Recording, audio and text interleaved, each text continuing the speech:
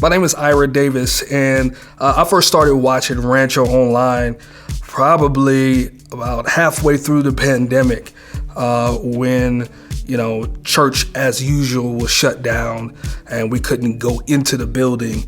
And I ran into some great people who introduced me to some of the leaders here. And that's what really piqued, my interest in what is, I see Rancho driving down the street, but who is Rancho? What is Rancho? And, really taking a dive into the online church is what really, allowed me to really come to know who the great people that God is using in this valley are. I joined the Marine Corps right out of high school, 18 years old. I knew that I was not somebody who was going to go to college and use the tuition and the amount of money that it costs to get an education to its maximum value and potential. And so when I was in high school, I thought I wanted to play basketball. Well, I wasn't good enough. But I joined Marine Corps ROTC, and that really set me on a path of leadership, of tremendous core values and character. And so the only thing that I could see myself doing was leading, inspiring, and mentoring other people to be great in life. It wasn't really about, the guns and the uniforms and all of those great things we think about when we think about the military. But for me, it was about really leadership and finding a place where I could inspire people to be great. I was about my 8th year in the Marine Corps, where I was a Marine Corps Drill Instructor at Parris Island in South Carolina, and I wind up getting relieved of my duties for being a wild man, for training recruits just a little bit too hard, just being a little bit too passionate. I know you can't tell right now because I'm a nice guy, but I took things just a little bit overboard, and I wind up losing the ability to be a drill instructor. And that was the first time in the Marine Corps I had ever been in any trouble. And so after that, it was this constant day in and day out grind of trying to rebound my career, because the Marine Corps were getting rid of people with any negative paperwork at that time, because the war in Iraq and Afghanistan was supposedly over. And 3 years later, I find myself trying to get promoted from E5 to E6. And I went up on a promotion board and I got denied.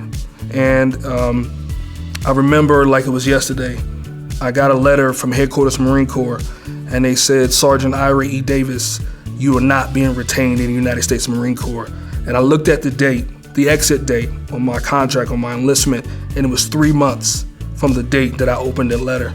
And so I want you to imagine, being a grown man with a wife and 2 small kids, living in sunny California with the amazing luxury taxes that we have just on breathing this air, and trying to comprehend how would I take my family and leave the Marine Corps where everything was pretty much paved for me, and go out back into the civilian world and survive and thrive and do the things that I was supposed to do in my life. This time in my life was probably the lowest point that I had ever experienced. You talk about being forever changed. The roadblock that was in front of me, having to make the transition from where I was to where I knew God was calling me to be, was something that completely altered who I was, where I was headed, and what I was about to do. If it had not been for that adversity, I would have been a Marine for life, right? 20 years, 30 years. So I went to go see a therapist on base, and I sat on that therapist couch, just like I am right now, and I cried my eyes out, right? I was a little bit bigger back then, right? And so imagine, me a little bit bigger, a little bit buffer in my uniform, right? Ready to kill, combat, rah, rah, rah. And I'm sitting here crying these big old tears like I just lost, my best friend. And I said, Doc, you got to help me. I'm a grown man with a wife and 2 kids, and I have no idea what I was put on this earth to do.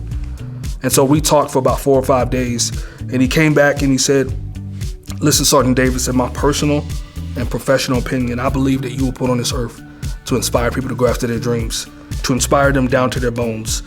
And he said, I don't know what that looks like for you, whether it's speaking or writing a book, but I encourage you to go on a journey to figure out what that is.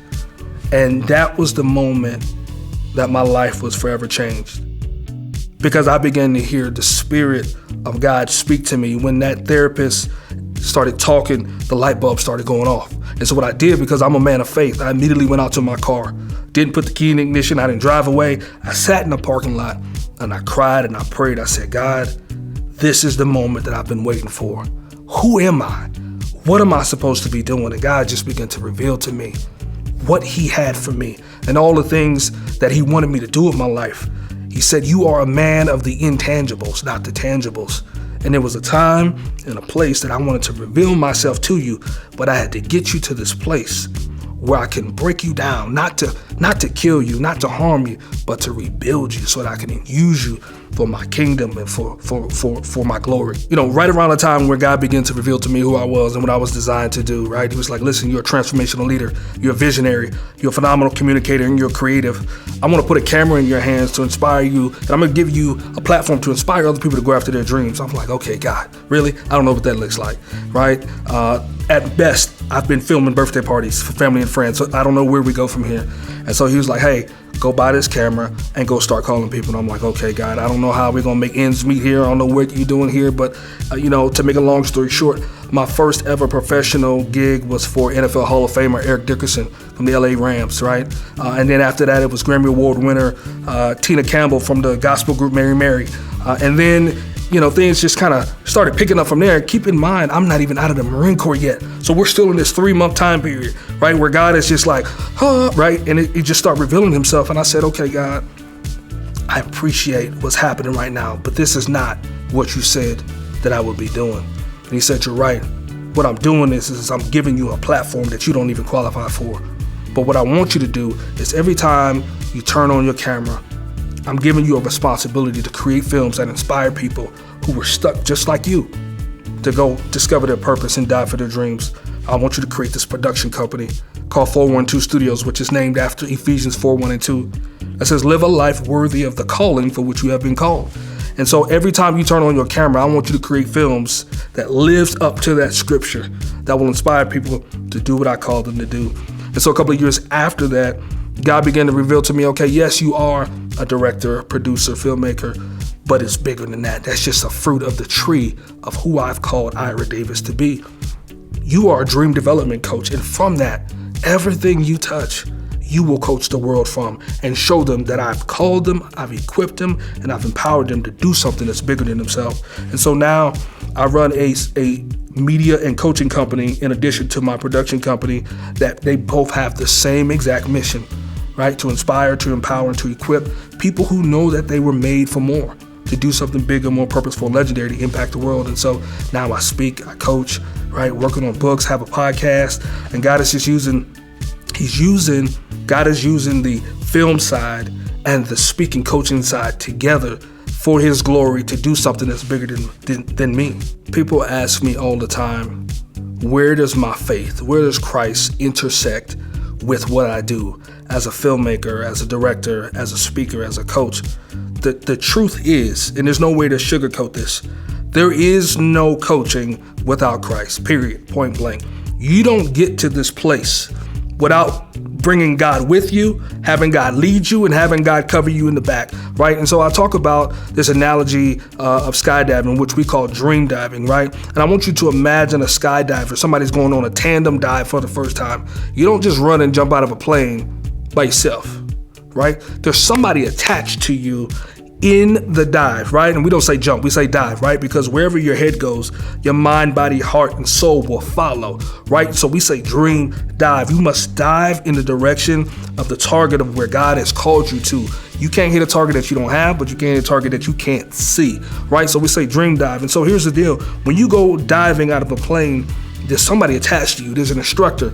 And so what God is saying is, I'm that instructor who is attached to you in the dream dive for your life. I'm not sending you out here alone. I'm not going to leave you to your own, but I am going to accompany you in the journey. It's my responsibility as your father, as your loving father who loves you, who sent his son to die on the cross for you, who put you on this earth, who breathed breath into your body for a reason, for a purpose. I'm not going to just tell you, hey, just live and exist and live in just average and mediocrity. No, I've called you to do something very specific, very unique, and I'm going to accompany you in the journey. So I teach this process. It's called the Dream Divers process, right? It's dream, prepare, dive, and land, right? Just like the concept of going to the drop zone to go do a tandem, right? You call your family on the phone and you say, hey, I have this crazy idea. How about next week I just go diving out of a plane. And what does everybody say to you? Man, are you nuts? You've lost your mind? Who dives out of planes, right? And so that's the same thing that happens when you begin to discover what God has called you to do with your life. And it's bigger than anything your parents have done. It's bigger than anything your coworkers or your neighbors are doing. People begin to look at you and respond to you like you are just outside of your body, right? So once you discover your purpose and unlock your dream, you have to accept the assignment for your life before you can move on. And once that's done, you move into this phase I call preparation, right? Which is between dream and execution. Between dream and dive, you must become the right person that God has called to do what he's called to do, right? We look in the life of David, right? David was appointed as king as a young child, but it was years before he stepped into his role because he had to go through process preparation. You look at Noah, you look at Joseph, you look at any great person, right? You look at the ladies in the Bible, right? You look at any great person that God used, they didn't start out great. They had to go through a process to become the great person that God wanted to use. And so after you dream, then it's preparation, then we go into execution, which is the dive, right? And that dive is, right, faith without works is dead, right? You can't just prepare, you can't just talk about doing a thing for God. You got to get out of the pew, right? Come on, Christians, we got to get out of the church and we got to go do, we got to go execute, right? And it's in the dive where God is going to show back up and say, I got you. I'm going to land you. I give you the dream and I land you. You prepare, you dive. And that's how Christ and coaching intersect so that God's people, all people who are God's people, can do what God has called them to do.